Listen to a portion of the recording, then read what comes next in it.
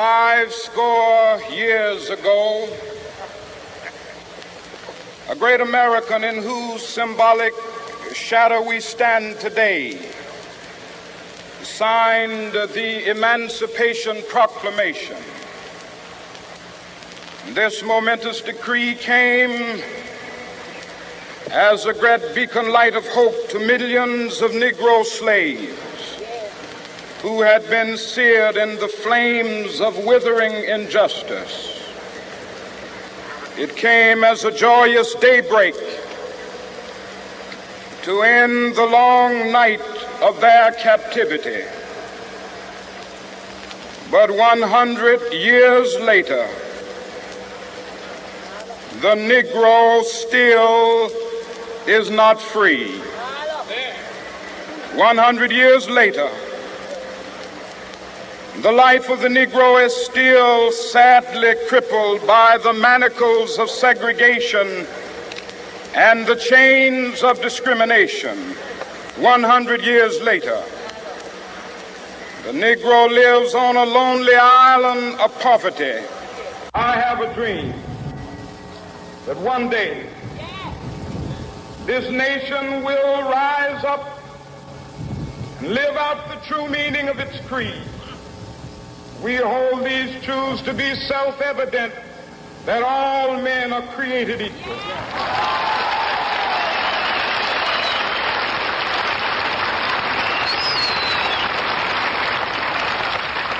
I have a dream that one day on the red hills of Georgia, the sons of former slaves and the sons of former slave owners will they be able to sit down together at the table of brotherhood. I have a dream that one day, even the state of Mississippi, a state sweltering with the heat of injustice, sweltering with the heat of oppression, will be transformed into an oasis of freedom and justice. I have a dream.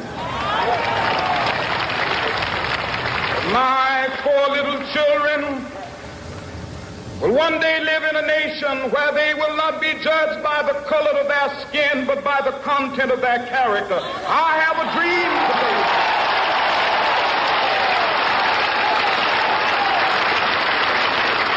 I have a dream that one day, down in Alabama with its vicious racists, with its governor having his lips dripping with the words of interposition and nullification. One day right there in Alabama, little black boys and black girls will be able to join hands with little white boys and white girls as sisters and brothers. I have a dream today.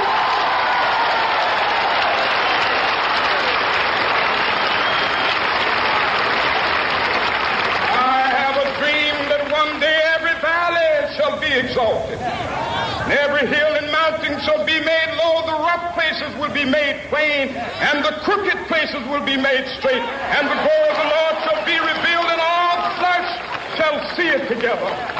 This is our hope. This is the faith that I go back to the South with. With this faith, we will be able to hew out of the mountain of despair a stone of hope. With this faith, we will be able to transform the jangling discords of our nation into a beautiful symphony of brotherhood. With this faith, we will be able to work together, to pray together, to struggle together, to go to jail together, to stand up for freedom together, knowing that we will be free one day.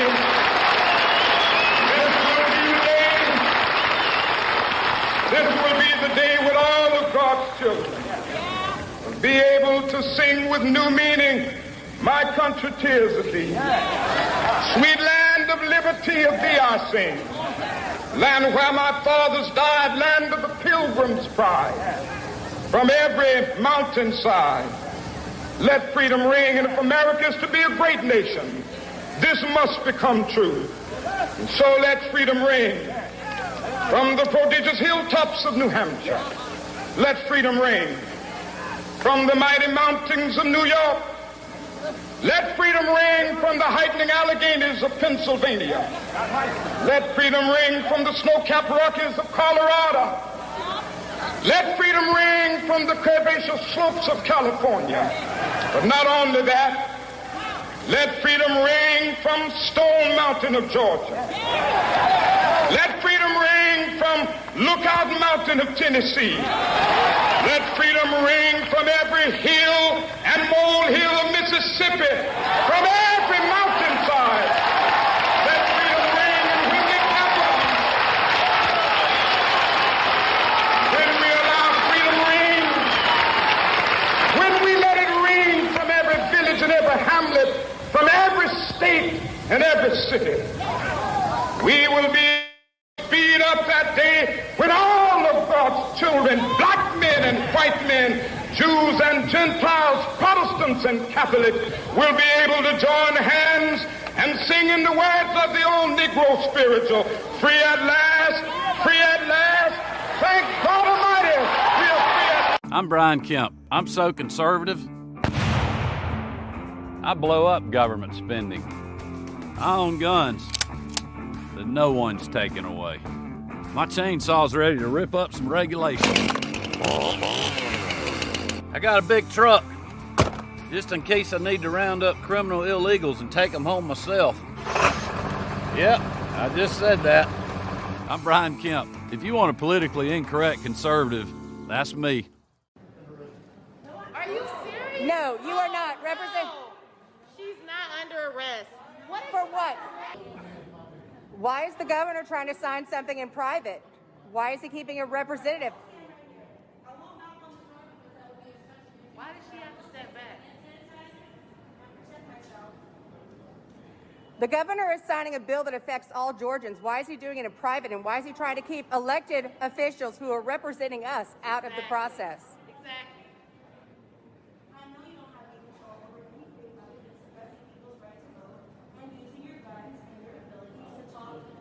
Yeah, you said you give her one more time, like you're going to do something. Are you serious? No, you are not. Represent. No. She's not under arrest. For what? Under arrest for what? For trying to see something that our governor is doing? Our governor is signing a bill that affects all Georgians, and you're going to arrest an elected representative. Why does the governor have more power than a representative? Why are you arresting her? That's what I'm asking. Stop arresting her. Why are you arresting Why? her? Cite the violation. Cite the code. What is she in violation of? I want you to cite the code. Cite the code. Cite it. What are you? Cite the code.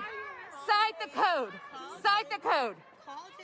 Why are you arresting her? Under what? Under what? Back up. Get out of the way. Under what law are you arresting her? Why are you arresting her?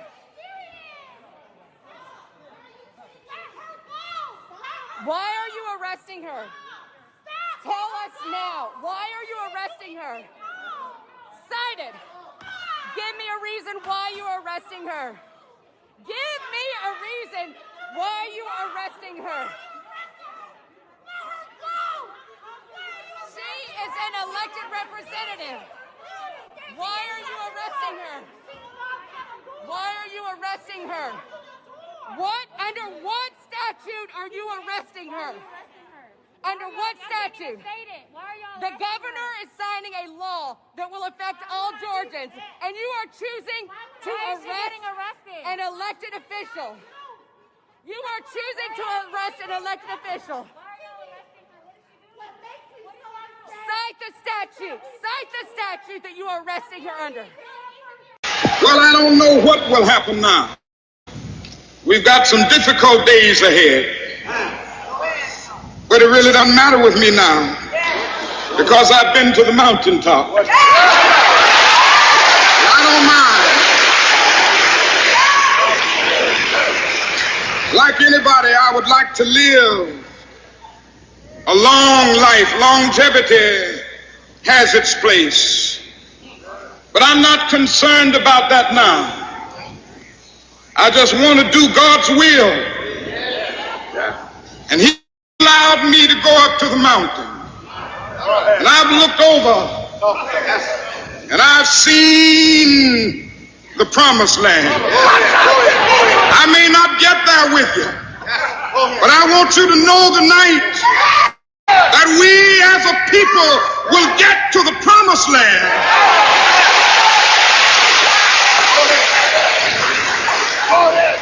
So I'm happy tonight. I'm not worried about anything. I'm not fearing any man. Mine eyes have seen the glory of the coming of the Lord.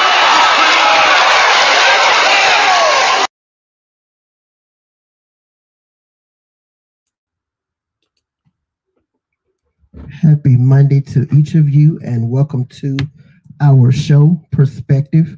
And I'm your host, JaPaul Vines, and as always, we thank each of you for tuning in with us. We have a very great show planned for tonight, so I don't want to delay the hour because I do want to make sure that we do a lot for all of our guests to contribute to the conversation. So at this time, I am going to go ahead and begin with bringing our guests in. And before we do that, I do want to open up the show in a different way with a quote from Dr. Martin Luther King Jr. There is no gain without a struggle. There is no gain without a struggle. And then our second quote, struggle is a never-ending process. Freedom is never really won. You earn it and you win it in every generation. And that's from Mrs. Coretta Scott King. I just want those quotes to sink in for a moment as we do our show tonight. And again, this is our show, Perspective, Season 1, Episode 31. And tonight we're talking about from civil rights to equal rights, where do we go from here? From civil rights to equal rights, where do we go from here? And one of our guests, she may be a little late. That is Reverend Gwendolyn Cook Webb. She's actually part of the district where she's neighborhood president. That was the district that was involved in the shooting yesterday at Patton Park. So we will definitely give her a chance to join the conversation. But if she's not unable to join us, we definitely understand. And I would ask that as we begin our broadcast tonight, please keep the entire Yarborough family in your prayers in the loss of their daughter, as well as all of the other persons that were shot and are recovering. All right, so at this time, we're going to begin our first guest. She is no stranger to the Perspective family. Isis, I stopped counting how many times you've been on this show, but as always, it's a joy to have you. And just in case you don't know who Isis Jones is, she's formerly a radio personality with the 98.7 Kiss FM family here in Birmingham. And currently she's a radio personality in St. Louis, Missouri. Yes, there you go. St. Louis, Missouri. Had a brain freeze. On 96.5 The Lou. And we're just glad to have her on. And then next, joining Perspective for this evening, our guest, attorney Richard Rice. He is the managing attorney with Richard Farm LLC. Good evening to you, sir. Nice to join you. Hey, good to be here. Thanks for having me. And Attorney Rice is also the host of his own show. A little birdie told me a few moments ago that you are in the process of relaunching that show. Definitely looking forward to that because it's a great program with great information. Thank you. You're welcome. Our next guest, Courtney Howard. This is one of my church babies. I could go on and on and on about this one here, but I have definitely watched Courtney grow up from a little girl to a phenomenal young woman who's doing great things in our community. Courtney is a graduate of Howard University, and currently she is a law student at Cumberland School of Law, and she is also the chief executive of her own business, Love Your Scalp. And Courtney, we'll definitely have to get you on a show by yourself to talk about that product that everybody just can't seem to get enough of. Thank you. You're welcome. And last but not least, so anybody who's following me, you should know who this young lady is. They said we related, but yeah, I can't even play. We look just alike, but big Monica.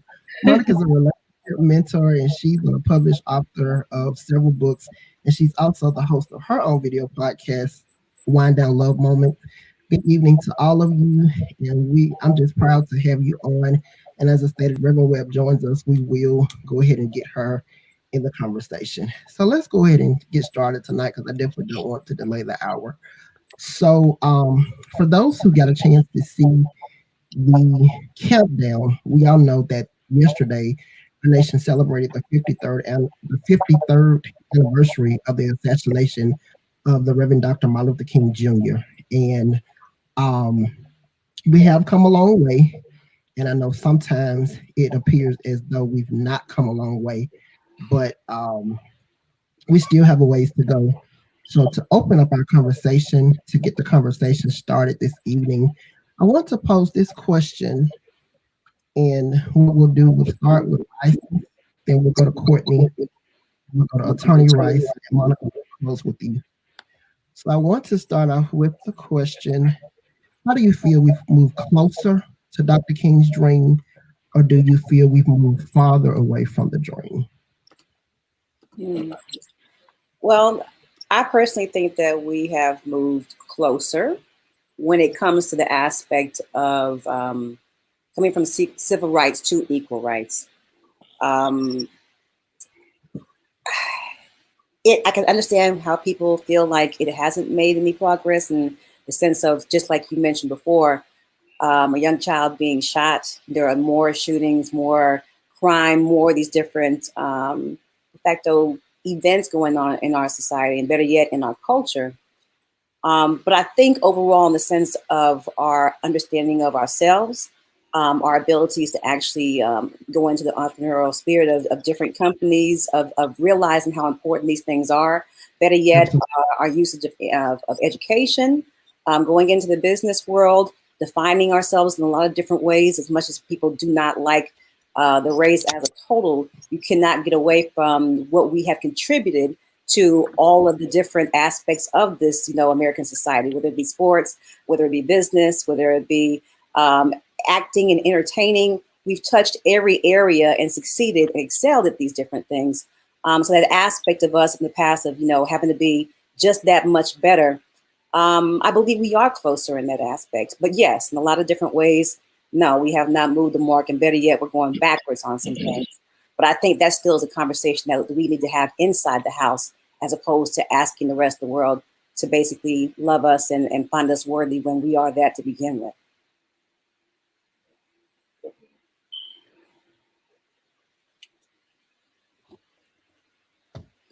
Yes, I agree with Isis. But I also, when you asked the question, I had to think about the we that we speak about. Are we speaking about we as Black people, or we as citizens in the United States of America? As Black people, I do think we have made a lot of progress. However, there are places that we can definitely work on. But as America, I feel like every time we try to get closer to his dream, the goalpost moves, and the things that he wanted us to basically live by and make his dream come to life.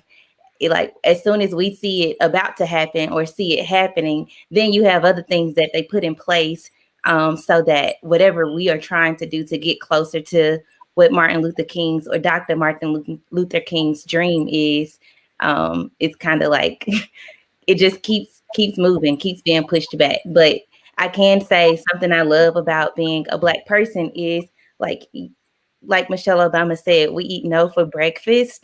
And so a lot of us will continue to put in the work, and we'll continue to do what we can to try to move everybody forward. Even if everybody doesn't come along, we're doing what we can to make progress. Right. Well, I agree with, excuse me, with both of the two previous guests on the panel. I think that we have made progress, and I do think that, we take, 2 steps back and 2 steps forward and 1 step back sometimes with the way that the way that our government or the way the laws are implemented in terms of equal rights. And I really believe that in order for us to like really realize this dream, the dream that Dr. Martin Luther King has, stated so eloquently, it really requires us to imagine, a type of citizenship or a type of existence in a society that really hasn't been realized, and that we really can't compare it to, to members of the white community in terms of saying, hey, we want to achieve this level of participation, or, that's the idea of equal rights. I really think we have to look at it take a step back from that ideal and look at it and say, what type of participation, what type of existence would we need as a citizen to allow, our humanity to really thrive, to allow our ability to participate in a democracy to really exist. And I think that if we can take that type of approach, that we'll continue to move forward, and we can understand that it's not really a function wholly of what type of laws are implemented, as much as it is what type of community we create amongst each other. And so, yeah, we've made progress for sure. I mean, the statistics, the demographic, the numbers and things really objectively verify that. But I think we have to really step beyond that and look for like the quality of that participation, and also appreciate, how we, anyone who is a descendant of the African diaspora, like how does this struggle within that narrative replicate itself in so many other struggles that have occurred throughout the history of humanity and that are ongoing right now. And we fully like step into that and wear it and embrace it, then I think that we are closer to, really truly fulfilling the dream that Dr. King has articulated. Absolutely. And, I would agree with what everyone has said. You're absolutely right. I mean, we're in places as a community that, before Dr. King's speech, we would have never seen. And so I'm the same. I feel like we've moved forward. Sometimes I think what happens is, I think sometimes when it feels like we may be going backwards is when we have where this last administration, unfortunately, opened up a portal for our society that, a lot of stuff that was kind of hidden, has really gotten more exposed. And so we've had to, have Black Lives Matter movements unnecessarily.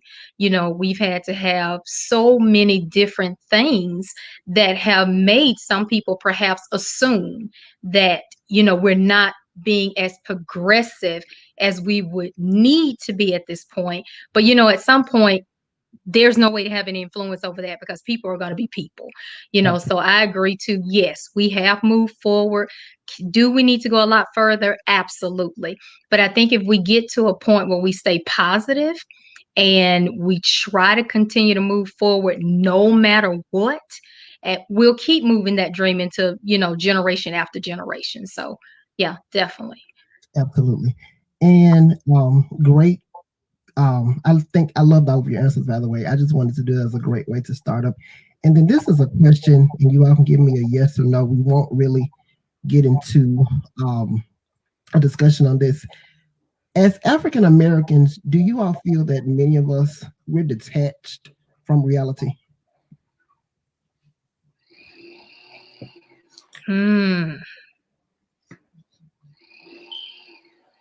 I know, you see, all us got to think about it. We like women. I don't think we can hear you, Isis. Okay.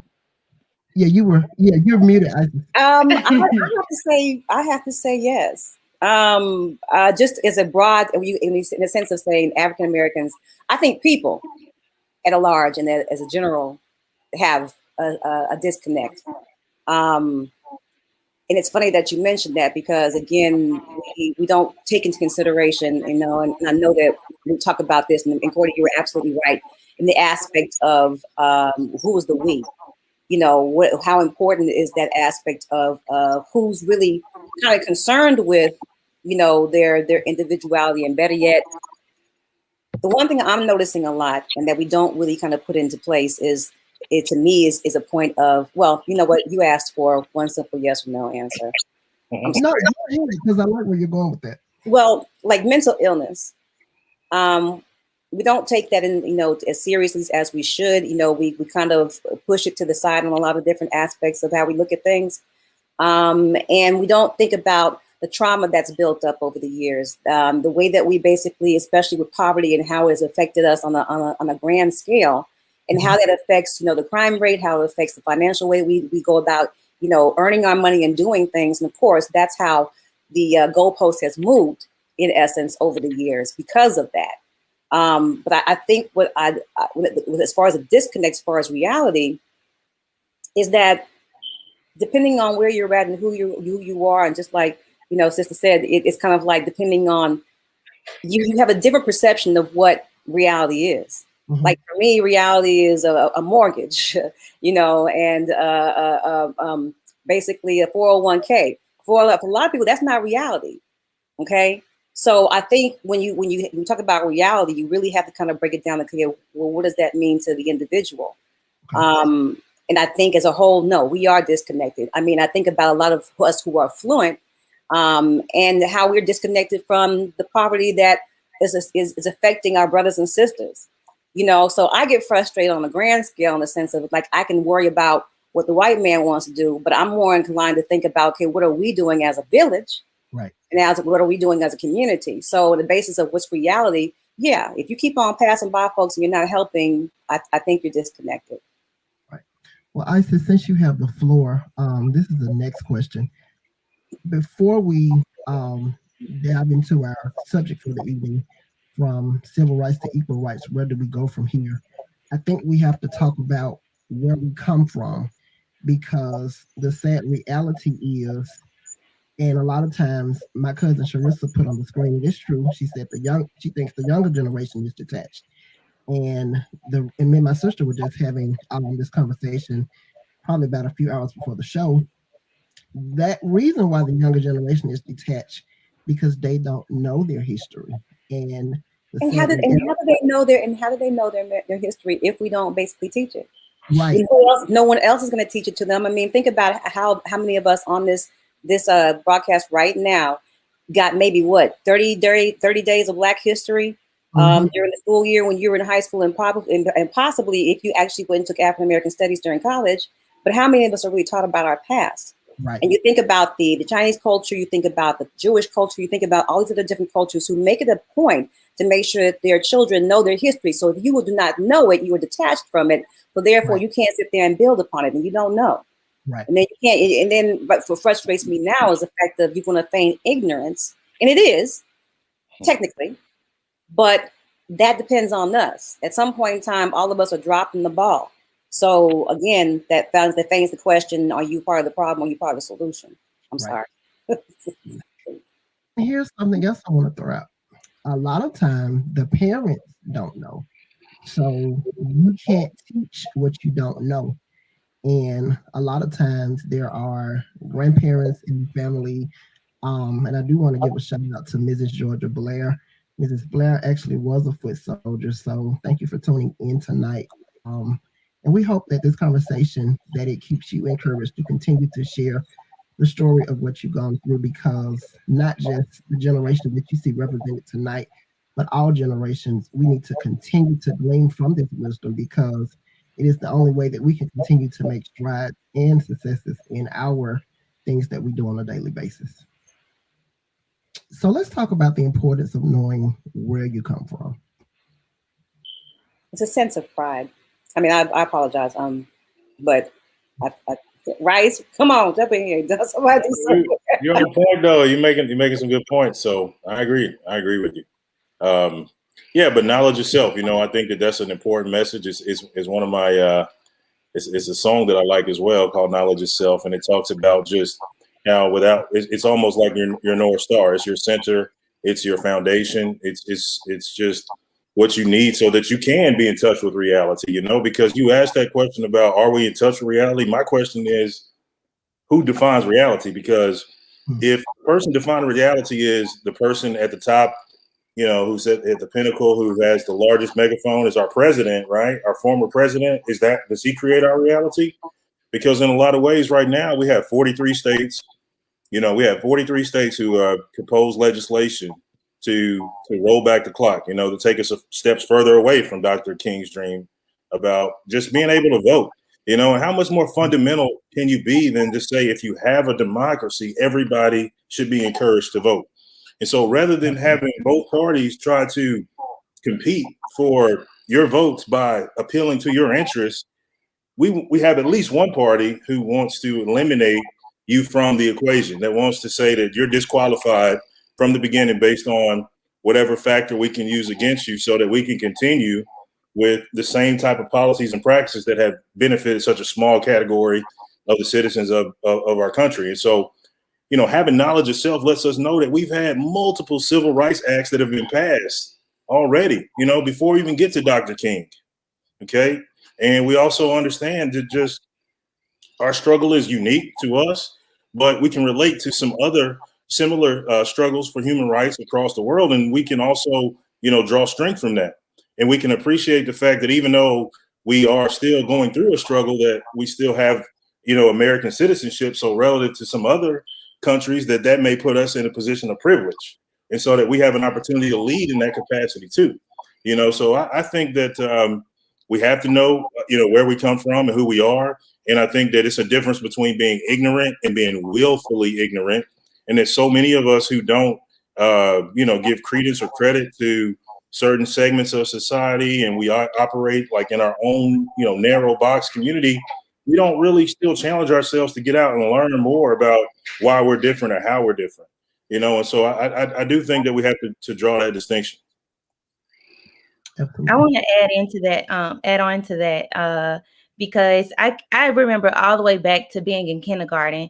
I took Miss Preston's class. She has passed away now, but that was the only thing I learned about Black history and my history outside of my household, all the way up until I got to college at Howard, where you have classes that are actually catered to African American history. And it goes into other places as well. But I think it's also important, because if we allow our classrooms and these books to teach the students or our kids what their history is, they won't learn it correctly. Because even with me in law school, being in law school now, and listening to everybody's arguments on like what the forefathers had in mind when they did what they did, and reading the book and what that says, well, a lot of the story is missing based on what Miss Preston told me when I was in kindergarten. And I remember that. I'm 28 now. I was like 5 or 6 years old in her class, and I still remember a lot of the stuff that she taught us then. So it's very important for you to teach it at home. And if even you don't know it at home, learn it from someone else. Like, we have access to these libraries, we have access to YouTube, and so many different places where we can learn different sides of the story. And don't just read one book or listen to one perspective. Listen to them all so that you can piece the stories together, because there are different sides to all of these stories that are told. So that's why it's important to teach them at home. So when they go to school, they could speak up and say, no, that's not all of it, or that's not correct. Absolutely. You know, JaPaul, let me tag in on what Attorney Howard was just saying too. You know, I still tell the story to this day. Like, if I was not born and raised in Birmingham, what's going on in Georgia right now would overwhelm me. Mm-hmm. I could get discouraged. I could say I'm never voting again. You know what they're showing nationally. You know, we've been dealing with this for a long time. They just haven't shown it nationally until the previous administration started, you know, picking things. This kind of stuff's been going on in Georgia for a long time. And people ask me all the time, let me tell you, I have a very well-paying job. And guess what? I don't care if it's the local, the county, the commit. I don't care what it is. I take off work to go vote. So I don't just vote for the president. And people used to ask me at my job, you know, why do you do this? And I tell the same story every time. This is what I say. I'm from Birmingham, Alabama. And I know the story. I was told about the story growing up about the 4 little girls. And I was told about the struggles at, you know, Lynn Park. And I'll tell people, go read these stories. You know, this is stuff they've never heard of. I'm like, so listen, I don't just have a right to vote. I have an obligation to vote, because there are people who chose to give their lives so I could make the commitment to go do it. So I always tell people, I'm not voting for me. I go out and vote because of people who died for me to have the option to do it. So I'm obligated to do it. And so, like I said, but I would. I mean, if I did not hear it at church, and we were very blessed to hear it at home, but we heard it at church. Right. But we looked it up ourselves too. Me and JaPaul and Mika were nosy. So, we did the research. We asked the questions. We wanted to know. And so, like I said, doing all that has given me the strength to not do what a lot of people here that look like us, no matter what their money ratio, they're getting burned out and they're getting discouraged with voting because of all these different things that are being done here. Absolutely. And you talked about what's happening in Georgia now, and that's actually where we're going to go to now. So let me set this disclaimer. We're going to try to get all of this in by 8:15, but if this turns into a part 2, I would definitely let you all know. So because there's a lot of great comments on it. This is conversation that is needed, and this won't be for those who want perspective. These are the kind of conversations that we deal with, because these are conversations that we have to continue to have. So for those who had a chance to tune in at the beginning of the show to watch the countdown, we wanted to do something a little different this week. So you saw after the excerpt from Dr. King's I Have a Dream speech, and Governor Georgia Brian Kemp, one of his ad campaigns as he was running for Georgia. Sounds familiar. It should sound very familiar. Had me so nervous. I was like, "He paper time?" Oh my goodness! If you did not get a chance to see the countdown, I do encourage everyone that's watching tonight, please go back and watch it at the conclusion of this show. So after those 2 videos, we brought attention to Georgia State Representative Park Cannon, who was arrested, I think it's been about 2 weeks ago, arrested for protesting the voter registration bill outside Governor Kemp's office. Now, she's only 29 years old, and for those who saw the video, even if you saw it tonight, she was not doing anything wrong. She never yelled, she never screamed, she never threatened. And my dad brought up a valid point when we were talking about it this weekend. To show you she wasn't doing anything, one of the police officers, he was just leaning up against the wall chilling, like whatever. And just to see what has happened of this, I want to hear from you all personally. What was your reaction when you first heard about this? So Monica, you've already talked about it. You live in Georgia. I want to start with you on this one. Okay. They do a lot of sound bites on national news. I think here we thought that it was a joke, to be honest with you. We were like, there is no way. And the part they don't show, there were probably only maybe 6, maybe 7 people in that lobby area. And they stood out there for a long time. So it wasn't like she just came in and started bamming on the door.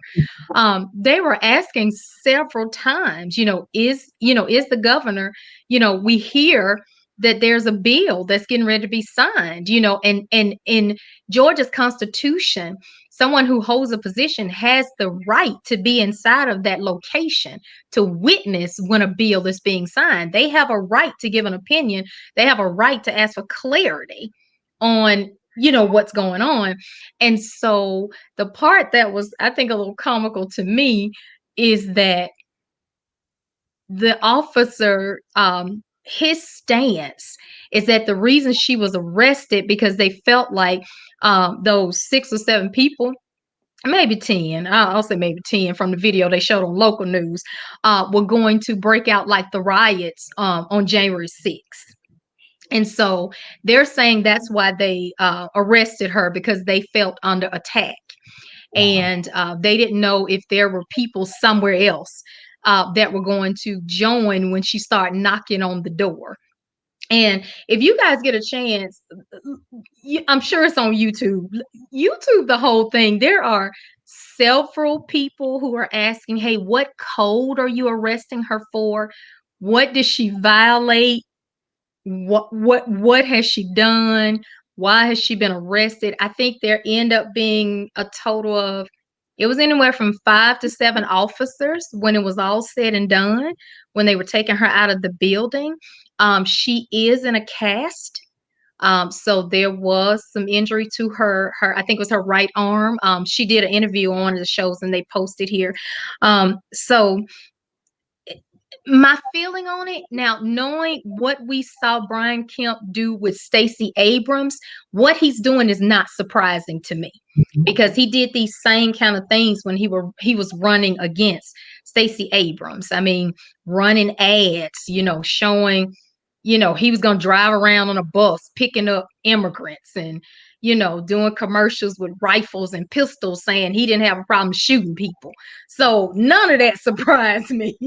But I what does surprise me is how much support he has. I think that's what's really broken me the most. He has a lot of support for what he's doing, with the major, I don't know if you guys have seen it. The Major League Baseball has officially pulled the tournament out of Georgia. I mean, I don't live far from there, so I know it would have been very influential. You would be surprised at the minority-owned businesses that were on the local news today saying that they were upset that the Major League pulled out of Georgia, because they've already suffered during COVID. And this was only going to hurt their businesses even more. Now, the news can be very strategic. So, of course, they pulled minority-owned businesses to give their opinion about this. So I've been torn because I've been surprised. I've seen more of a negative reaction from people who look like all of us. That's kind of what has really broken me, I think, a little bit. Because I've had several people even ask me, I mean, what good is it doing? I think we're supposed to start protesting here. I want to say Wednesday or Thursday, we're supposed to start protesting some pretty major companies. And there are people who look just like us that are saying, I mean, what good is it going to do if I just don't buy a Pepsi Cola or a Coca-Cola? Or, I mean, what good does it do if I stop going to Home Depot? What good? I mean, that's the part that's agitated me here in Georgia more than anything, is to hear people look just like us that's questioning this decision being made. And before I go to the next person, I want to make something clear. Part of the reasons why I wanted to make sure that we deal with this, because those who do watch the news heavily and you do your research, guess what, y'all? They're planning to do the same thing in Alabama, Mississippi, all of these other states. So, like they say, stay woke. We really, really, really need to stay woke, because in Alabama, it's going to start with a small thing where they take away the early voting. And when it starts with that, they're going to try to slowly implement other things. So this is why it was very crucial that we talked about this topic tonight and gave light to it. And Courtney, I want you to go next. And I want to apologize in advance for digging in my eyes. My allergies are kicking me today. But honestly, as our last person, I'm sorry, can you remind me of your name? Oh, yeah, darling. It's Monica. Monica. As Monica was speaking, I was literally thinking about myself, because I feel like I'm the one who's closest in age to the young lady who was arrested in Georgia. Myself in that situation, just trying to implement my right, my constitutional right. And like, I'm getting in trouble for that. And just thinking about how discouraged I would be in a situation like that, even if I was to see it, just be discouraged to stand up and fight for what's right, or just being in that room. Like, that speaks beyond what's happening right now to her. It's about how it touches others as well. And I really think that a lot of the decisions that they are making and the way that they are handling the situations is so that we can be afraid, is so that okay, you saw what happened here. This is what the example is. Do you want to be next? And it's like, no, I don't. But at some point, I remember like this was probably 2 years ago when I saw a post on Instagram about police brutality and how civil rights or the Civil War would end up being the people versus the government. And honestly, I wouldn't be surprised if it gets to that soon, because so many of these people are being voted into office and they have all of this support because of power and not necessarily their passion to serve. Because if it was about serving people and providing access to opportunities, then the language that they use or a lot of the policies that they make would not even be a thought to like put on paper for us to even have this conversation right now. So I think we also need to just draw back to review why we vote these people into office, because at the end of the day, we're paying their salaries to be there. And if enough of us don't like it, like they can go. But because a lot of us don't even know the process of how that is even supposed to happen, like that's an issue. So, and another thing I wanted to touch on, the topic before last, Monica, you spoke about going to the polls and voting. And something I remember, I was raised by a village and I was with my great grandma a lot. And my great grandmother used to dress up for everything, whether she was going to the doctor, to the bank, to vote. And she took me to all of those places with her. And when I was younger, I did not understand why. But now that I'm older, I see, and it's instilled in me that like, hey, when you present yourself to these people, especially with them already thinking that you come from ignorance or a lack of knowledge, you need to present your best self so that not only you can be the part that you need to be while you're there, you need to look the part. And so now I'm just trying to do my part to like be and look the part. But I think we need a lot more of that too, of our like the older generation, the seasoned generations that's still living, taking kids to do simple things like that, because it's gonna be in their brains to actually keep it going once they're gone. Let me add something to what you just said. You said something so important, and it may have sounded small, but it was really big. You know, going out, knowing the policies, knowing the procedures, that's one of the areas that I think how we ended up getting stuck with Brian Kemp because we didn't know the full Constitution of Georgia. Mm-hmm. So we went out in droves to vote when Stacey Abrams was running against him. What we didn't know until we started the process was that we knew that Governor Kemp was over the department that certifies the elections. What we did not know is that Georgia Constitution did not require him to resign when he decided to run for governor. So what happened was we don't really know if he really won or she really lost, because the certifying vote was in his hands and he determined he was the winner. And so they are now trying to figure out how to get that law changed, but we didn't know enough of what was in writing in this state's constitution. He knew, we just didn't know. Yeah, Attorney Rice. Okay, well, yeah, I mean, I agree. I agree with the comments that have been presented just before me. You know, the first thing I want to say is want to give a shout out to Mark Miles and all the folks down in Selma with the Selma Center for Truth and Reconciliation. They're doing a lot of great work down there, and I think those type of organizations working with community is really kind of where this conversation really should be centered. You know, is local community organizing and really strengthening our tribe so that, you know, most of our kids can agree with what Ms. Howard just said. You know, they were raised by a village, because that's really what it's going to take to move us forward. And the next thing, you know, to answer your question, you know, what I thought about it when I saw the video was, you know, I wasn't surprised. I think it's more foolishness. It's irrational. You know, I mean, it's not logical. It's not reasonable. I don't think that it's it's a helpful exercise for us to try to assign logic or reason to that type of behavior, because it is based in fear and, you know, racism and things like that. So the young lady that was arrested, I think it's a badge of honor. I'm regretful that she sustained an injury, a physical injury, but I think that, you know, that's the good trouble that John Lewis is talking about. You know, it's about standing up when it's necessary, and you know, we define what's you know, what's a good consequence or a bad consequence for us. I think if it's a situation that if she knew going into it that type of behavior might happen, then, you know, it's a platform. You see now, like, she's known nationally now, you know, so it's a platform, and then how do you leverage it? What's the strategy behind it?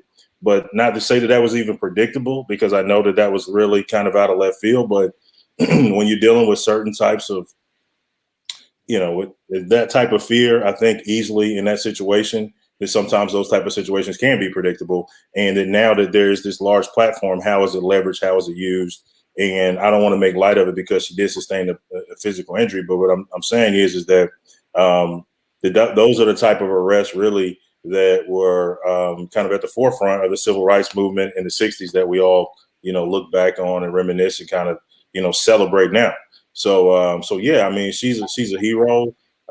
She's a modern day foot soldier, if you will, a leader of the foot soldier. She's a sergeant, if you will. And I think that we definitely need to lend our support to individuals like that who are willing to kind of put themselves on the front line, first by running for office, and then to, you know, try to get into this quote unquote private room while they're making public decisions. So yeah, my initial reaction was I'm not surprised by it, but I think that I want to step beyond my own personal reaction, because I've seen that type of foolishness before, and look to see how, you know, other folks, younger folks or other people are looking at it, so that we can, you know, make it a teachable moment, if you will, and use it to our advantage from a tactical and a strategic point of view.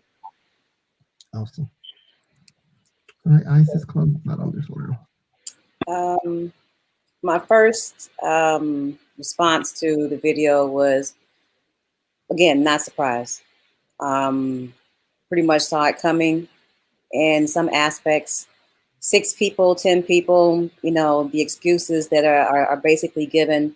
Considering what just happened on January 6th, everybody's pretty much at a heightened awareness of things. Again, I'm gonna play devil's advocate for one quick second.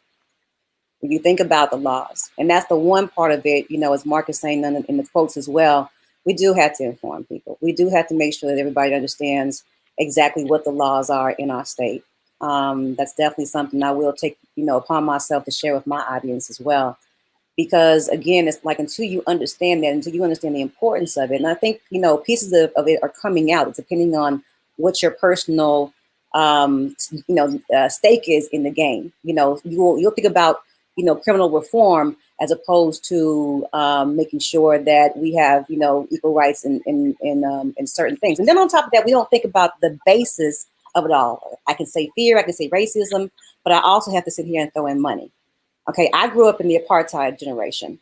Now, you know, we want to talk about, you know, I tell my friends, talk about, well, you know, how is that going to change? You know, Monica, you said it too. You know, how is it not buying a Pepsi or a Coke? Oh, it makes a difference. When you start hitting people in their pockets, people start paying attention to things. And that's the one thing that we as Black Americans have not really countered on, because again, it's kind of like, well, I'll go ahead and just spend this money and do that. You know, you'll spend money with folks that don't even want your money, or better yet, want you in their store. But you want to support folks who are really making sure that they put money back into the community and actually do something. And our cutoff and our disconnection from understanding that these things actually affect us is, again, cyclical. It is taught. It is basically something. And again, y'all, I'm always going to bring it back to us, because if I thought for a second that we couldn't make some changes, then I would just simply say, you know what, you're right. I would be completely hopeless, discouraged, and everything else. But when I know that our ancestors and our great grandparents actually created cities, have Black-owned businesses up and down just the street and everything else, we're so bent on becoming just like them that we don't understand. You sacrificed your integrity for a piece of money. And that's where the downfall starts to come to. You know, it's kind of like, it's not so much, you know, money is the root of all evil. It's what you basically do with it. And if you have these folks in power, they ain't trying to sit here and give that up. Absolutely.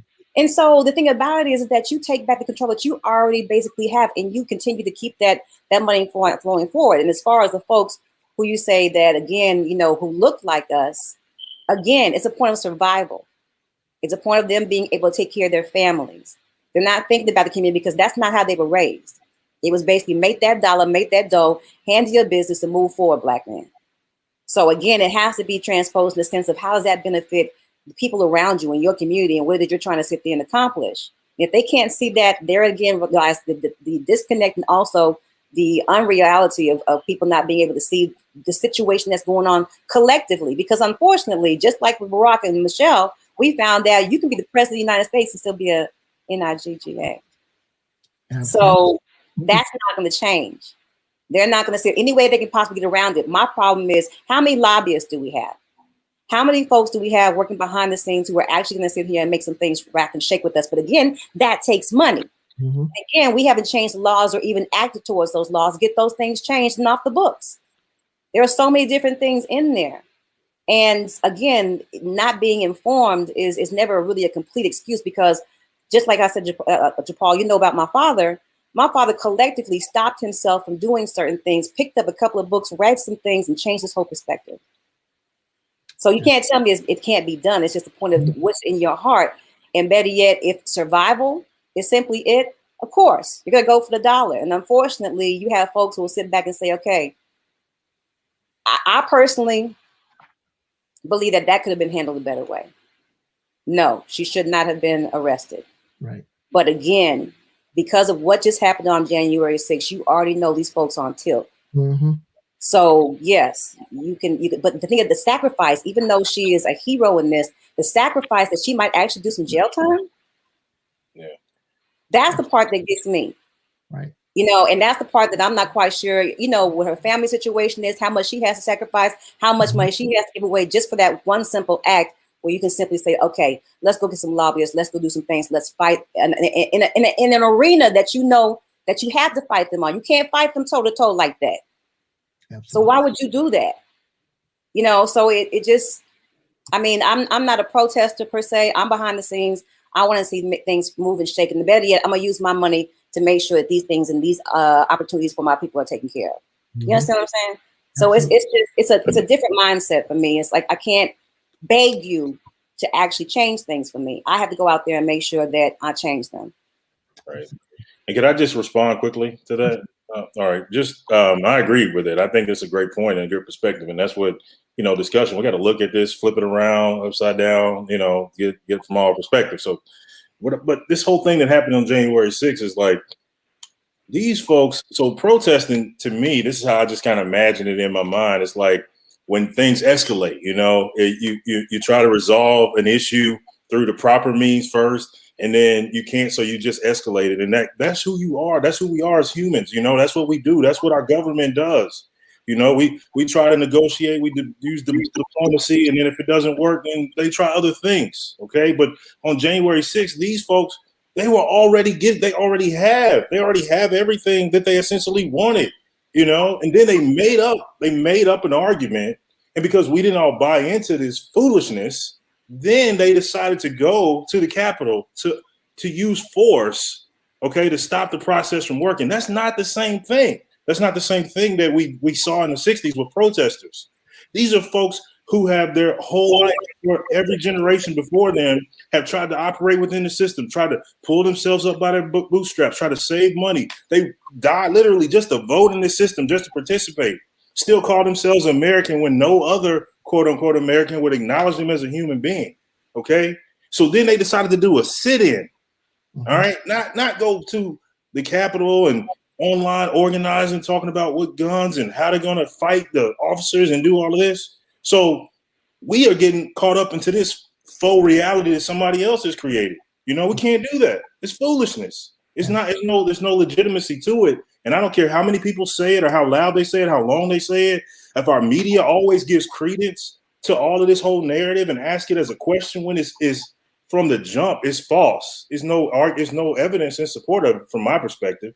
You know, so. But when you say false in the aspect of, okay, now here's the thing about free speech that we like or don't like.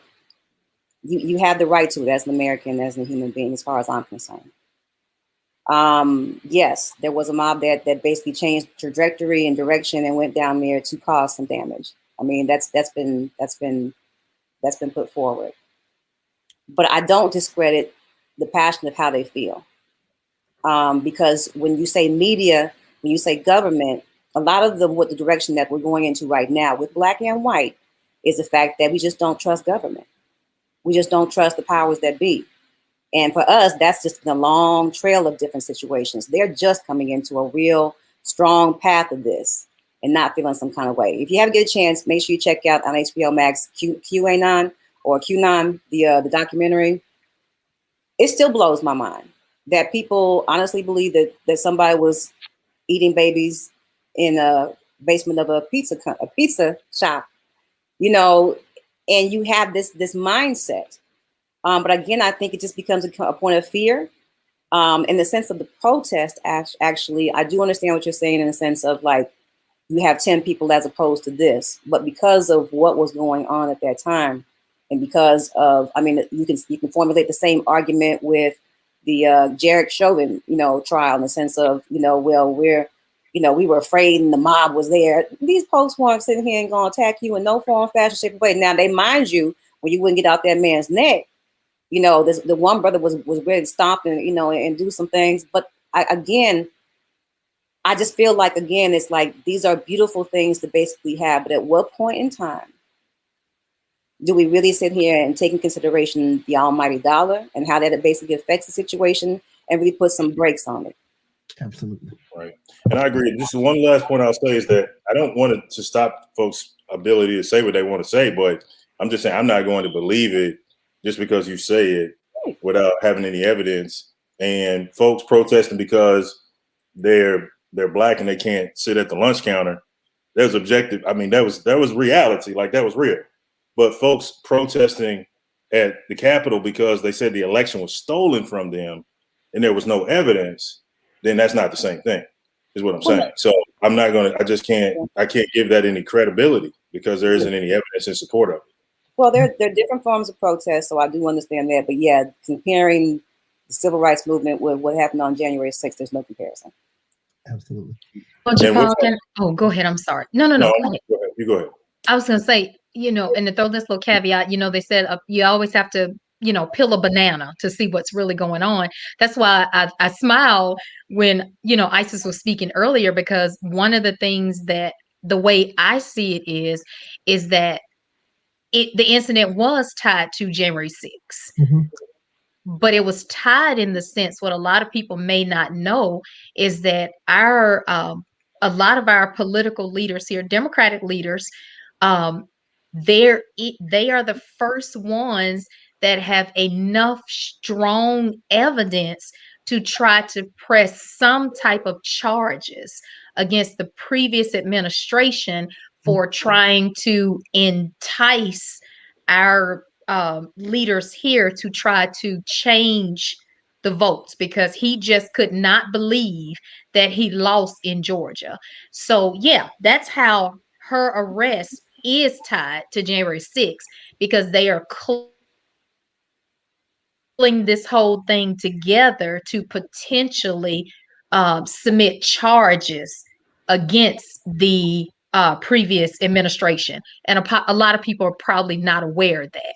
So they are trying to press Governor Kemp. There are 2 felony charges that he's wanting to have, of course, pressed against her.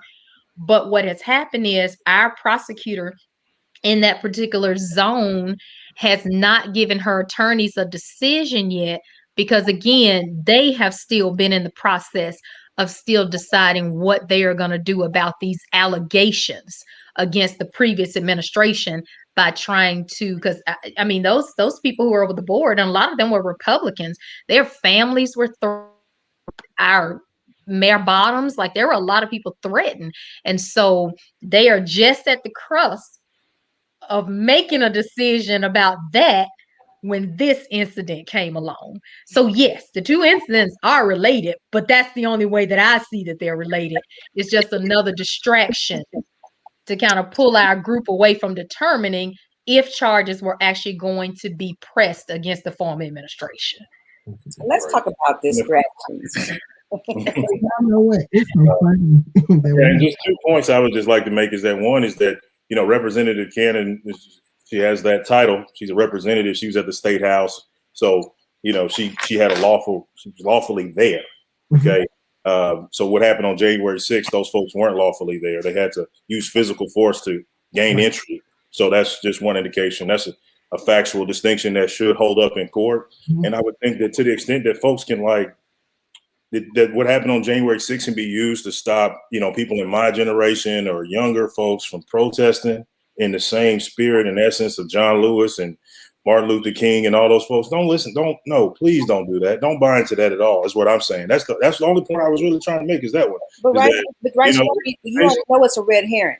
You already know it's a red herring. And I guess that's my frustration. It's like, when are we going to start falling for the banana in the pipe? It's like, what point in time do we sit here and say, okay, this is a smokescreen, this is some BS, and we basically fight it the way we basically need to in the legal aspect of things, and just getting the support. You can protest all day, and I appreciate that because it brings awareness. Every piece of the civil rights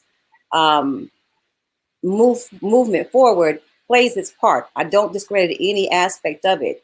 I just don't choose to.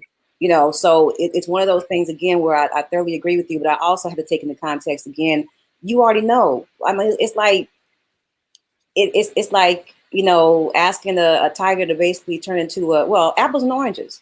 Mm-hmm. You already know this is an apple. You can look at it, it's red, it's juicy, it's everything. It's an apple. So don't try to sit here. Once you know the nature of a creature, you don't question it. Perfectly, succinctly. And I think, even if you're not a protester that's out there in the streets, you're an advocate, and you use your platform to say things that maybe other people who have a similar platform to you wouldn't say. So, maybe we can expand the definition of what it means to be a protester. So I'm with you. I think that I agree 100% the way you put that in terms of us not following this, knowing this is a red herring and just sticking to our own tactics and strategy. That's like when your baby mama sit here and come at you on some you already know where this is going. So it's kind of like, why even feed into it? It's kind of like this is chess. This ain't checkers. We are chess limit now. We're playing chess now. This is no longer checkers. This is not the front porch. There's none of that.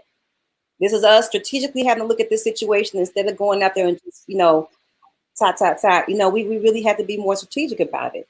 And I just don't see that. And it's so funny. I went there because that was actually my next area, protesting. And talking to Mama Webb last night, and I'm glad that I was able to talk to her to get some things. I asked her, I said, so what was the difference in the way that our millennials protest today and the way you all did in the 60s?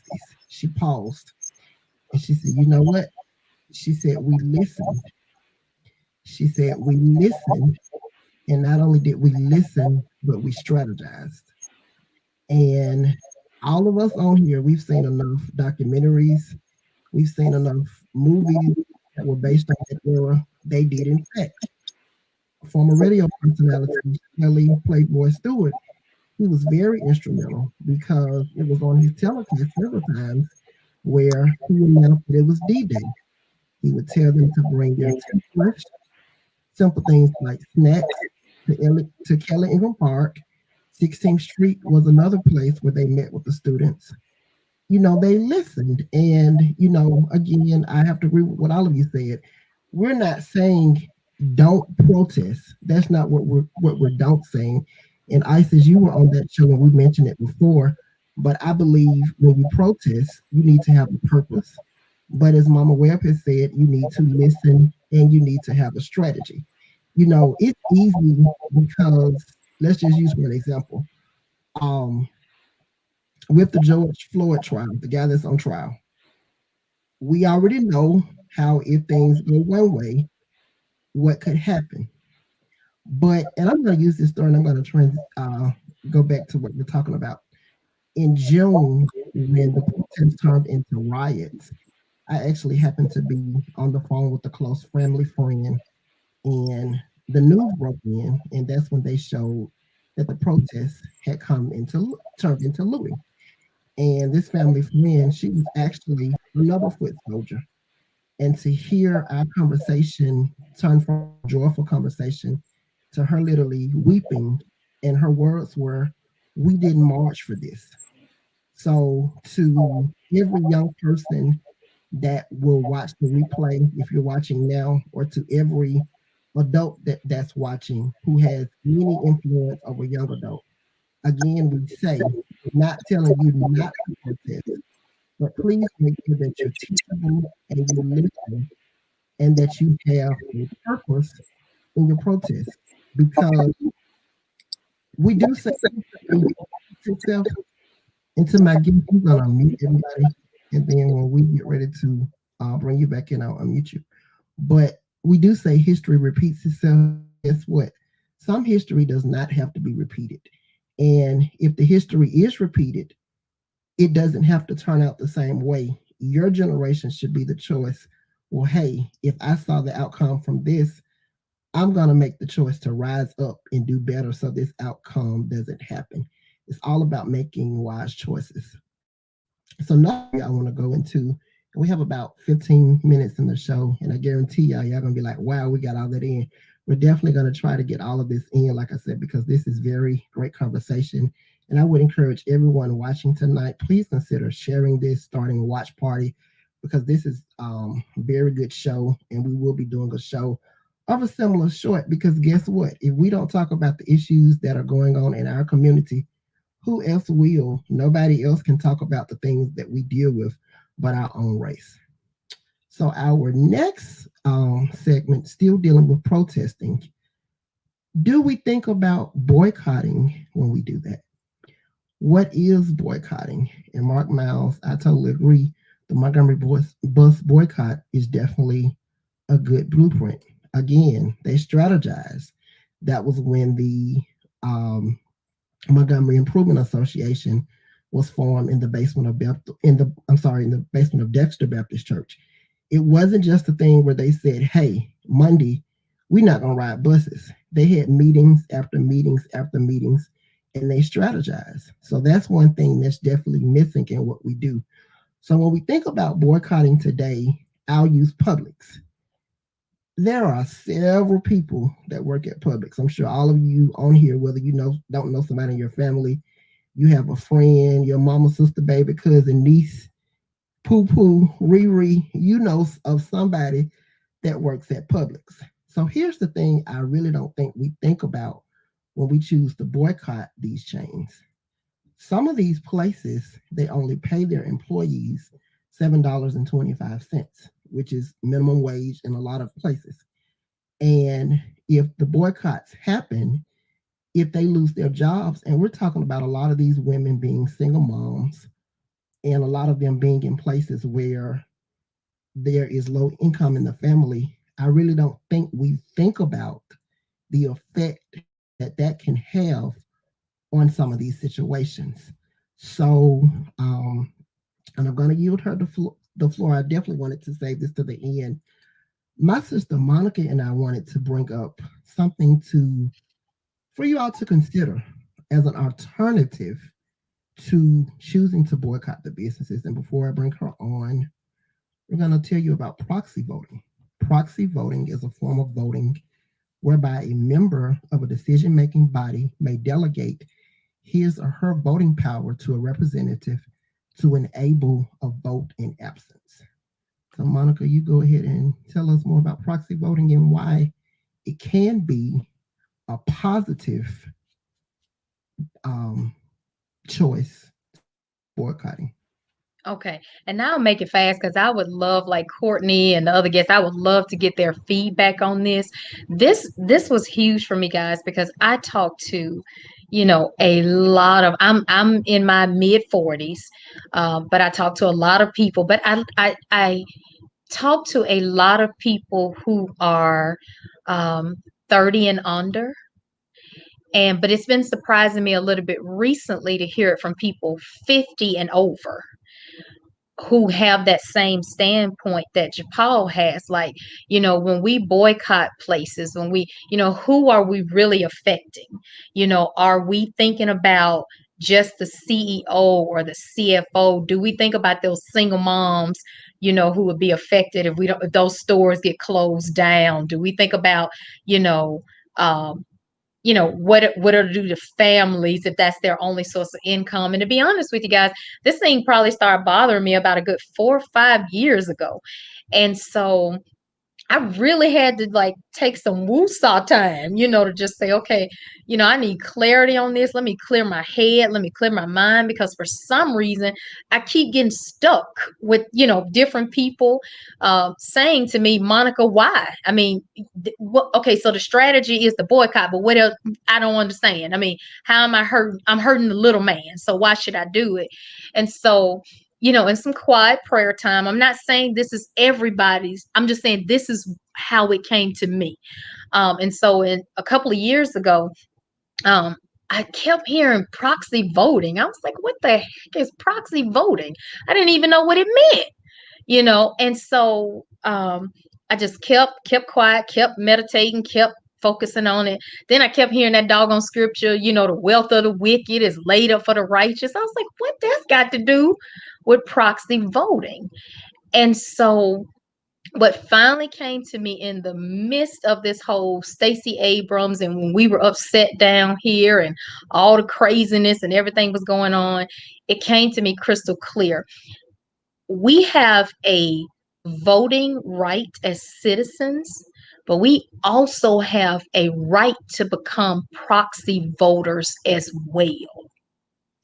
And a lot of people, when they think about investing, they look at it, oh, well, I'm an investor. I don't want to be an investor. But a lot of people don't realize when you become an investor, once you own enough stock in a company, you get enough rights to vote on what takes place in that corporation.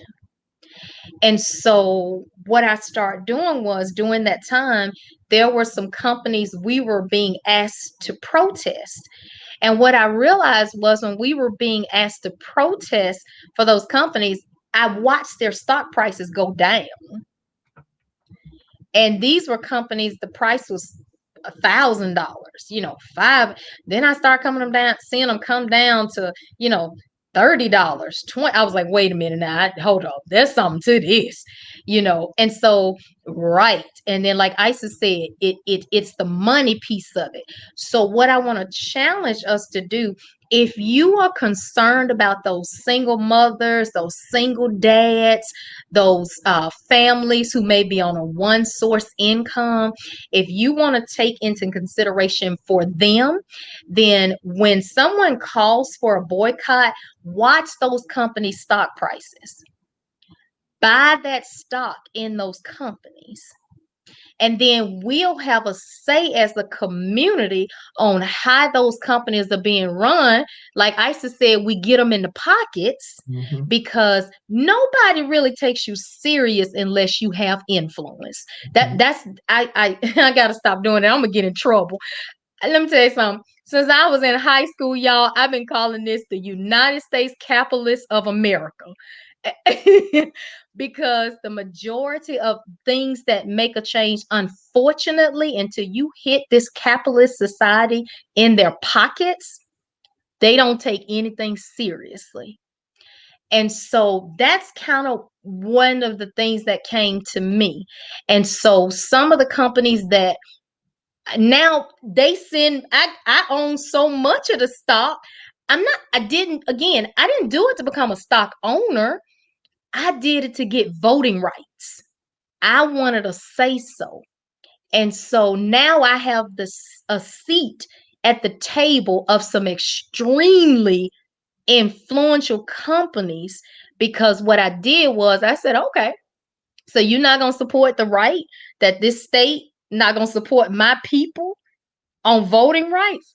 Guess what? I got you. Okay. So when we start protesting, I'm going to watch your stock price. I'm going to set my little tickler on my computer. Like Courtney said, we can find anything we want to do online. I set that little tickler, and my computer was letting me know, okay, their stock went down today. I'm like, boom. Okay, buy that.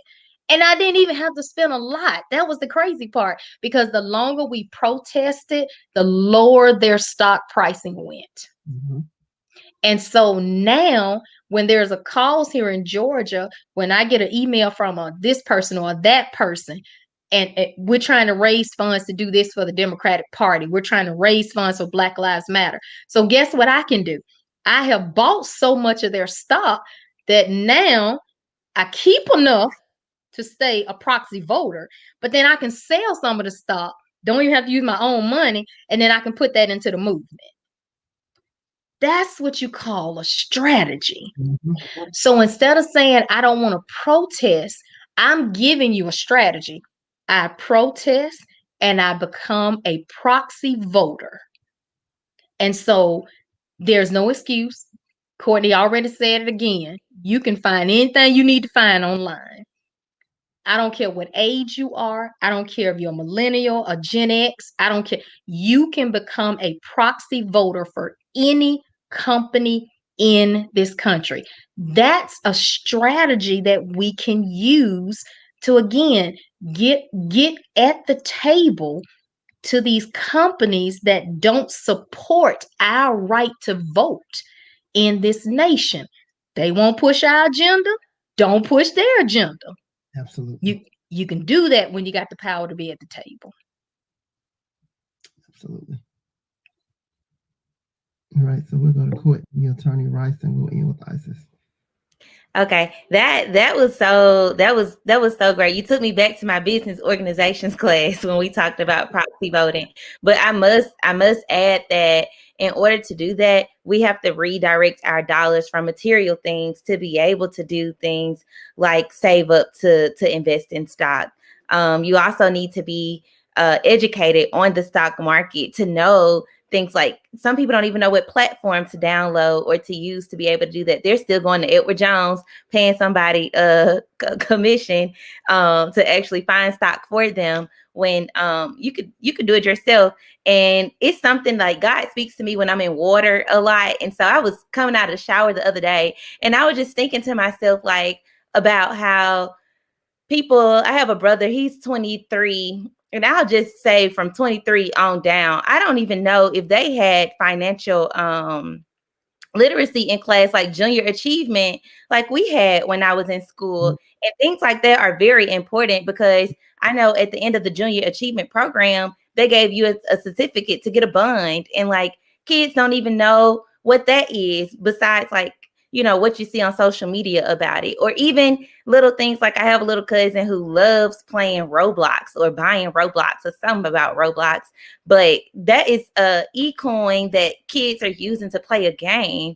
And if you could, like, yeah, they want these things for their birthday, but if you invest in your child by not only giving them $50 to get Roblox for their birthday, but buy into Roblox, because a lot of times the stock costs cheaper than what the products is. Like, the stock in Apple is $123 and you charging $1,000 for a phone. So I think people need to know that part of it, the financial literacy of it, and how something like a piece of stock can not only, like you said, change the agenda of a company, but it can also change the trajectory of your financial situation in life. Because right now it could be $30, and 20 years from now that could jump up to about $500, and here you are with the large return. You got to pay taxes on it, but you'll be able to, like, be in a win-win situation instead of, like, losing no matter which part of the stick you're on.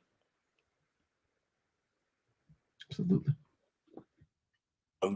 Monica put forth in terms of just, being innovative and creative. I like it in theory. I think I got to kind of look at it a little bit more closely to see how it actually can work in practice, just, because that's just how I am.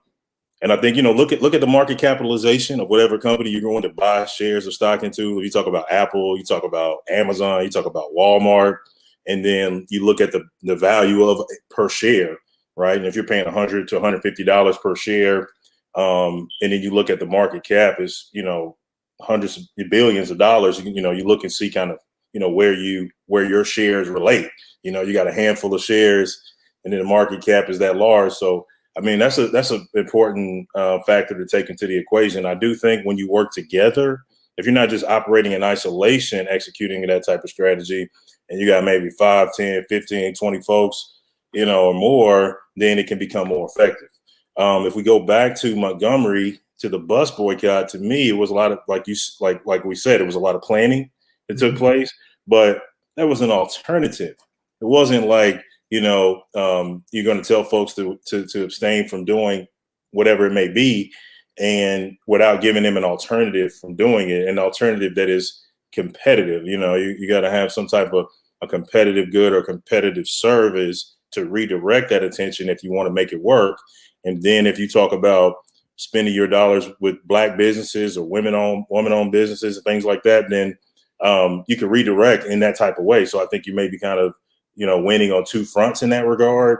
If you're taking money away from a company that is extracting resources or is causing injury to your community, and then redirecting it to another business that is uplifting your community or putting money back into your community, then I think that you're getting kind of double value out of your efforts in that way. So I would look to something like that. I think that in terms of the proxy voting too.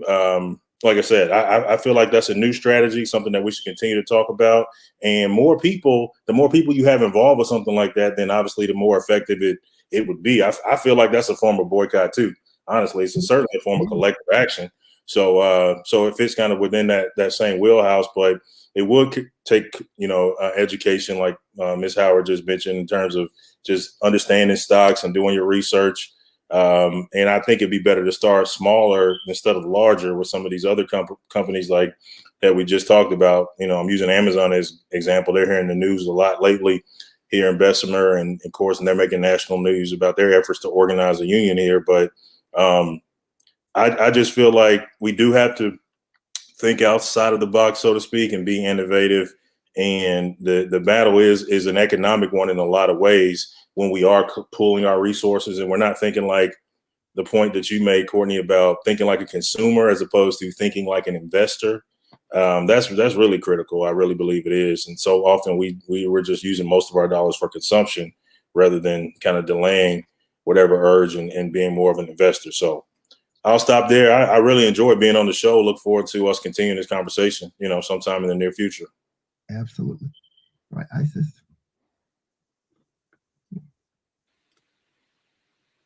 Again, thank you. I again have enjoyed myself as well. Monica, I have to agree that proxy voting is another tool that can be used. It definitely is. Once you see, what the groups were able to do with GameStop over the last couple of months, and see how people are mobilized on different issues and different platforms, you see that there's an ability for that. And as I said before, I'm a constant believer in that you have to put your money where your mouth is. If you have no investment in this country, you basically have nothing. We fight over blocks and corners that we don't even own. So, when it comes to those type of mentality slips, it's something that definitely has to be explained. A lot of us don't even, I do a lot of work with banks institutions here in St. Louis and back in Birmingham. And you would be amazed how many people just don't even know how to, to balance a checkbook, or better yet, an account. They'll basically overspend and overdraft and do all kind of crazy things with their money because they just want to spend. And again, that comes from a place inside that needs to be fed. But when all is said and done, again, you make the investment, you get it back. The same thing with, companies. Either you support or you don't. The cancel culture has become something that has been just out of control in different arenas. But I also think there's an effectiveness to that, to being able to hold people accountable for their decisions. And I don't see anything wrong with that. I think that's done on an individual basis as well as a corporate or a conglomerate. But again, I came from the time and era of apartheid. We started, we divested. We didn't sit here and spend any money with any of those companies that basically did business and that were basically going to support the apartheid system in South Africa. So if it can be done in South Africa, you can't tell me it can't be done here. But again, unfortunately, we're at a point where a lot of people feel like they have to be incentivized. And it's not just a human condition because, again, you're being propelled by money or the lack thereof. So therefore, when you talk about, these companies and these folks are going to lose jobs, okay, what would happen if we had a number of companies out here that they could go to and work with immediately? Sliding these different things and actually creating businesses. One of the great things that we have with Tashara Jones, she's running for mayor here in St. Louis to be the first Black female mayor of the city. And one of the programs she has as treasurer was a device in which you could basically pull money into using that to actually create funds for college. And, these are the programs, like you said, thinking outside the box and the ways that we can, facilitate this. And if it can't be done on a grand scale like that, why can't it be done through individuals? That's my frustration. It's kind of like we don't build these companies to really take care of ourselves, but then want everybody else to take care of us and subsidize this and pay for this and grant that. No, we have everything we need right here in the African-American community. And I understand it's hard to part people from their money, but the incentive is basically to have your own. And again, that comes from information, that comes from learning, that comes from putting it out there to be able to, and I think that's where the strategic comes from, because you can't, in my mind, if you can't, it's not a point of beating them or joining them. It's a point of being able to create something that really works for us, as opposed to trying to fit into everything else and getting marginalized in the process. So that's my 2 little cents, and I'll shut up. Last question, the way we're going to do this, as you answer this question, Courtney, we're going to start with you on this one. As you in answering your question, I want you to tell the public where they can find out more information about you and what platforms they can follow you on social media. So Courtney, my question for you as we prepare to close out, why do you think that it's so hard to get millennials to, I'm not going to just say vote in local elections, but especially local elections, but why do you feel that it's hard to get millennials to vote at all?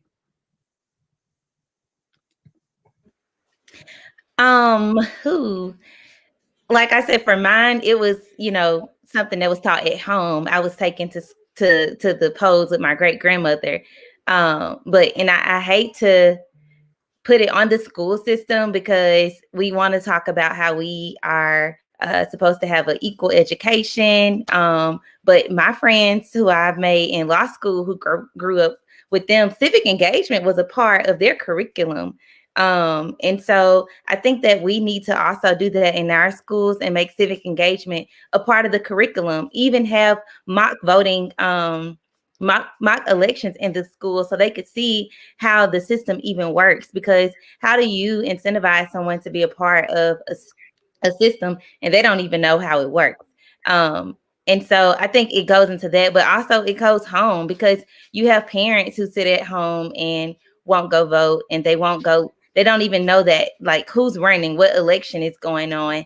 And I honestly just have to say it comes from both ends, between being educated at home and being educated at school. But I definitely think that our education curriculum needs some type of reform to add not only civic engagement into it, but also state and local policy classes. Like, you can't teach me, don't just jump from teaching me about world history in 1867 to talking about civic engagement on the national level. Like, because where it really influences me and where it really hurts me is at home. It's going to be in the local elections. Who's your district attorney? Who's your mayor? Who's your city council person? Like, all of that matters. And I don't think people know that the importance of it. And also, we have a problem with a lot of our politicians holding their spots as celebrities instead of actually people who are making change. And so they also probably see stuff like that and be like, oh, I'll never be able to reach that. My vote really doesn't count. It's so many different factors I feel like that goes into it. But because it's not my reality, I really don't know exactly what it is and why people are not, in my generation, are not excited, influenced, or even feel incentivized to go out and vote. Absolutely. And where they can find me. You can find me on Instagram. My name is That's Courtney Howard. On Facebook, my name is Courtney LaShawn Howard. And that's about it. You might find me out studying this summer, so get me a snack or something as I study for the bar exam. All right, Monica and Isis, prepare this question, especially for you. Okay. We'll start with Monica and then we'll go to Isis.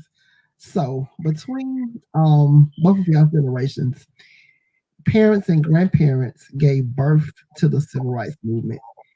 And then y'all's generation also, you birthed millennials who are having a chance to vote in elections. How important is it that you encourage this current generation to continue voting? Well, I think it's something that we all mentioned. I mean, I think one thing all of us have agreed upon, uh, it wasn't just what was told to us in school, it was taught at home. Absolutely. And I think that if we can just be honest, like I said, I don't have children, but I have several, all, how many is it? About seven. All my seven nieces and nephews are all millennials. And so, what I can say is that now on, our family side, it is an exception. It's still talked about, but I don't think that they have seen the importance of, um, just going beyond Dr. King's speech or what Rosa Parks did. You can affirm this is like when we took our niece to go to the museum in Montgomery, like we went to that museum as a family. Mhm. And it did something to her, like for her to see, how they trace the heritage of slavery all the way up to modern day incarceration. Like she started looking at it totally different because before, they're oh, my vote don't count. Y'all got that little electoral stuff. They ain't gonna pick my vote no way. But like I said, and so it was like until she was able to physically see the history herself. But we as a family though, we all made the decision to come together and go on that journey with her. So I drove in from Atlanta, everybody drove in, and we all went together. And so sometimes I think with the millennial generation, because they are I call them the I, me generation a lot of times, but you have to embrace that journey with them. It's not that they don't want to go on the journey, they just think that we don't want to see their perspective. Mhm. And so, like I said, but I think when she was able to see our great, great, great grandparents' perspective, grandparents, me and her mom's perspective, and then, like I said, they carried it all the way to her generation. And she was saying people in her age group that, they got locked up at a certain age and they totally lost their right to vote. Like now it's like she makes sure everybody go to the polls. She makes sure, her and my sister get up and go vote. She calls my nephew at school, and so maybe that's what it'll take for some people. Maybe they need to physically see it in order for it to become important to them. But I stress to families, listen, Isis was probably the same way. Like talking about voting was just like asking us what we wanted for dinner. That was like asking us what we were gonna eat Easter Sunday.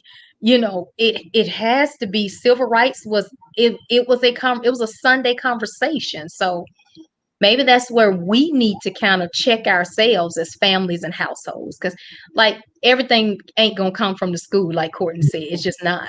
So maybe there's some family responsibility that we need to reevaluate ourselves on, so they will take it important. Okay, you can find me on all social media platforms. I'm JaPaul's oldest sister, but I always call him the oldest. But you can find me on Facebook, IG. I'm all over. Everything is just on the monicamartinfletcher.com. All right. Okay, I have one question for you. Okay. I still believe, that 90% of what we go through out here is parental, period. I still believe it starts at home. And I will forever, burn that torch. A lot of us like to think that, the rest of the world kind of dictates, but a lot of the formative years, we kind of grow up, believing and understanding certain things. And I can't blame it, in the sense of saying, well, people are just stupid. It's just, lack of information, period. Not to make you bad, not to make you a villain, not to make you, to vilify the situation. It's just the fact that we don't always share the information. So in that regard, it's kind of like, the importance of it is basically brought upon the family. Yes, I do believe school is one of those things. I mean, Courtney, I was in high school, and I had grown up in the military, a very kind of washed kind of situation, where we had, Asian families, we had Black families, we had white families all living together and basically coexisting. So in some regards, my reality wasn't, really wasn't there. So when I had to sit there in class one day and realize that they killed this man for nothing other than just wanting to basically make sure his people had the, equal rights just like everybody else. I mean, I sat there on the floor and cried like hours, because it connected. His color was his color was like my color, in the sense that he was darker. But the point being, again, it was just, these are the issues that my people went through. There was connection. And I feel like we don't always have that. We connect on some of the most untangible things in the world, and I love our music. I love our culture. I love everything that we basically stand for. But again, a lot of this is kind of like missing the fact that we don't really own as much as we should. We don't really sit there and support it as much as we should. We're not as critical about each other as we should be. Okay. Now, I say that from the standpoint of like, with our millennials, I think the only problem, Courtney, I really have sometimes is that we really did not make that strong connection with you all in the sense of showing you and bringing on that experience and, in years and generations and showing it. And I feel more frustrated with us because all of a sudden we get you this false pretense that we're all equal. That, that everything, that, we're all together. And don't get me wrong. I mean, I'm quite sure Rice, as well as Monica, and as well as you, JaPaul, we all grew up on the 80s music, listening to rock and roll. And, one of my, we grew up on all that. But at no point in time were we equal in the sense of, again, how we basically spent our dollars, how we basically moved the way we wanted to, and the different laws that we had in place. So I apologize for not being more conscious of that. But I think when you have these moments is when you have to kind of examine your own heart and wonder why and devise a way to sit here and say, okay, what is this really doing for my people? What am I doing? And that's always been a point of service for me. So I definitely understand anything. But you can find me Monday through Friday, 96.3 R&B for the Lou, or better yet, 963thelou.fm. We just turned from Intercom Radio to Odyssey. But more importantly, you can find my website, isismjones.com. If it's community oriented, if it's Black owned, I want to hear about it and I want to tell my folks about it. So that's the kind of mission I'm on right now. Because again, when it comes down to our younger generation, if they don't see it, they can't achieve it. Absolutely. And we have to continue to show them that it's possible. Those road trips we used to take with the family, our mentors. I wasn't raised with my mother, so there are a lot of things I missed out on. But I had female mentors around me, Mrs. Cheers, back in grade school and also in college. My cotillion, things of that nature, where the village did step up, and we got to step up in our babies' lives, especially when you see one falling through the crack. No matter what their parent is going through, you have to be that cinder block. You have to be that cornerstone. So I charge everyone to sit here and each one teach one and move it forward. Absolutely. All right. And my last question is for Attorney Rice. As a Black man, when you see the alarming rate of Black men that are incarcerated, what does that look like and how does that affect Black male voting, in your opinion? Wow. I mean, that's a great question. I mean, in Alabama's state where I spent most of my life, where I was born and raised, African Americans represent about 25% of the population, and we represent over 50% of the incarcerated population. So a lot of that stems back to our 1901 Constitution. So those statistics are by design, So I think sometimes we we have to really step outside of our own individual lived experience, and see how we're not only working against ourselves individually, but we're maybe working against ourselves collectively by kind of following down that path. I don't think it's appropriate for me to just, be judgmental about situations, because I don't really, know all of the experiences that folks have had that put them in that position. And, grace is important too, so many other people maybe could find themselves in that situation where they're incarcerated and they're not too. So I want to put that out there. But I mean, we look at, like I said earlier, one of the first questions I responded to was that 43 states have passed legislation to suppress the vote. And one of the original ways in which the vote was suppressed was through, labeling someone a felon and then disqualifying them for participating in the process. So, that's to answer your question. I think that's what really stands out to me the most. If we can, educate folks on, how that all fits together, and, say that we really don't have the luxury to abstain. The system is imperfect. And a lot of times it's used in a negative way, to harm you, but you don't still have the luxury to abstain. And I think that you still have to participate and extract what you can, and, change it. If you can get in and perform a legal, nonviolent type of coup with a corporation or within your local jurisdiction, then that's something that you should, we have an obligation to do. We really do have to be competitive on all fronts. One of our listeners said that earlier in one of the comments. So I believe in that. And in terms of criminal justice reform, I think we really have to look at things around some of these gateway issues. Marijuana is one that stands out to me. Here in Birmingham, the city of Birmingham, it's a really big issue. I have clients come to me all the time where, there is no probable cause to search your car, but for subjective opinion from an officer that they maybe smell marijuana or something along those lines. And we see folks, that being used as a tool against them. Meanwhile, states like Colorado are, bringing in billions of dollars annually, tens of billions of dollars annually from this. And so I think that we want to educate our community on how it's a tool. Incarceration is a tool that's used to disqualify us from participation. And then I think from a legislative advocacy standpoint, we should look at some of these issues that leads to this, broken windows policing that allow a lot of this stop and frisk, or just this initial interaction between police officers and young people, and especially young African-American males. Like, what are those issues? Which issues are mostly being cited for that initial contact? I know marijuana is one. Let's look at some of the other ones, and then let's specifically target them. Let's organize around them. Let's create issue-based campaigns and change the law. It's just that simple. So, I think that that's a great question. It's something that we should, devote more time to. And it also kind of goes back to the question that you asked to Courtney. Why do we have such apathy in our communities, young people?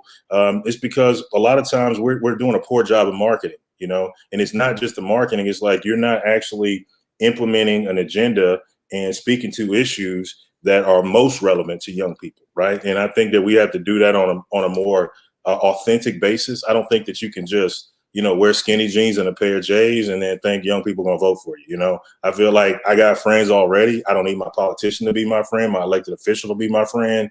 I don't need you to be cooler than me.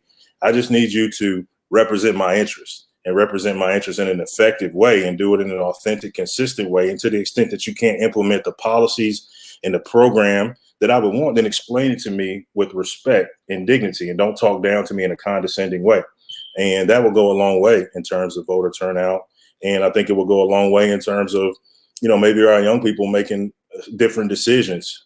Even though you are oftentimes a target, I think you still can take those things into consideration and just adjust your behavior and still live your best life. And if you want to follow me or catch up more about some of the topics that are important to me, I have a YouTube page, resultswithrichard.com. That is a podcast that we're suspended right now, but we still have all of our episodes archived. The Rice Firm LLC.com is my business website as well. And I'm on Facebook and Instagram, just with my full name, Richard A. Rice. All right.